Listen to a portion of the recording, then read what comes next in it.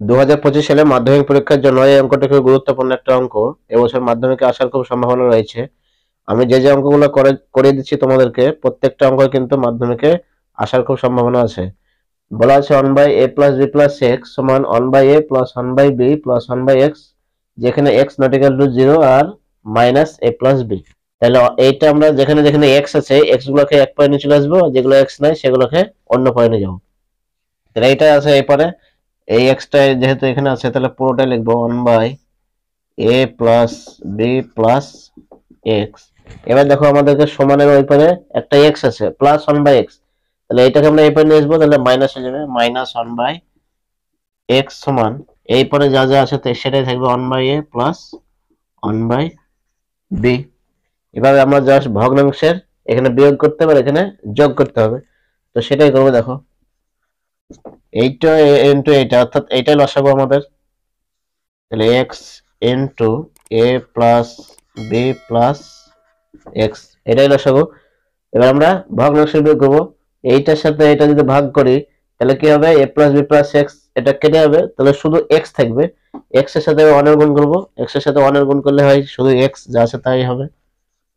Minus এইটাকে এটা যদি এক্স দিয়ে ভাগ করি তাহলে এক্স এক্স ক্যান্সেল হয়ে যাবে, এ প্লাস বি প্লাস এক্স এর সঙ্গে মাইনাস ওয়ান দিয়ে গুণ করতে হবে। তাহলে মাইনাস ওয়ান, যেহেতু এখানে সামনে মাইনাস আছে মানে প্রত্যেকটা আমাদেরকে মাইনাস দিয়ে গুণ করতে হবে। তাহলে মাইনাসে প্লাসে হয় মাইনাস এ, এই প্লাসে মাইনাসে মাইনাস বি, আর প্লাসে মাইনাসে মাইনাস এক্স, যা আছে তাই থাকলো, অর্থাৎ মাইনাস আছে বলে সবগুলো মাইনাস চেঞ্জ হয়ে গেল। এইদিকে ভগ্নাংশের বিয়োগ করবো, এখানে যোগ আছে যেহেতু যোগ করবো, তাহলে এ বি লসাগু। এর সাথে এ বির সাথে এ যদি ভাগ করি তাহলে এ বাদ চলে যাবে, তাহলে শুধু বি থাকবে। বির সাথে একের গুণ করলে বি পাই আমরা, প্লাস বিবি ক্যান্সেল, এর সাথে একের গুণ করলে এ পেছি। এবার দেখো মাইনাস এখানে প্লাস এক্স এখানে মাইনাস এক্স, এটা ক্যান্সেল হয়ে যাবে, আমরা কেটে দিলাম। এবার দেখো এখানে দুটো মাইনাস আছে, এটা আমরা কমন নিয়ে এখানে, তাহলে মাইনাস কমন নিলাম, তাহলে থাকছে এ প্লাস বি বাই, এটা গুণ করে নেবো আমরা, এক্স এর সাথে ভিতরটা গুণ হয়ে যাবে, তাহলে এ এক্স প্লাস বির সাথে এক্স এর গুণ করলে হচ্ছে বি এক্স, প্লাস এক্স এর সাথে এক্স এর গুণ করলে হচ্ছে এক্স স্কোয়ার। আমরা গুণ করে নিলাম। এবার এটাকে আমরা সাজিয়ে লিখবো, আগে এটা লিখবো তারপরে বিটা লিখবো, ব্র্যাকেট আর নিচে এ বি যা আছে তাই।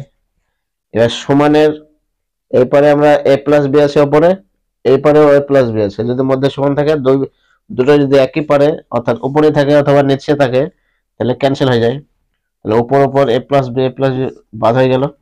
এবার আমরা কোনাকুনি গুণ করবো, এটা ওয়ান আছে এটা মাইনাস ওয়ান আছে, এবার গুণ করলে এই ওয়ানের সাথে এটা গুণ করলে এইটাই হবে যা আছে তাই,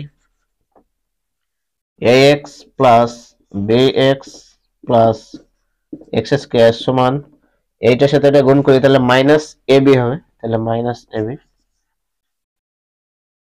তারপরে আমরা এবার এগুলোকে সাজিয়ে নেবো, তাহলে কি পাচ্ছি এখানে প্রথমে এক্স স্কোয়ারটা আগে লিখবো, এক্স স্কোয়ার এবার যা আছে তাই A X plus B X minus A B আছে, এরপরে লিখলে আমরা কি পাবো প্লাস এ বি সমান 0।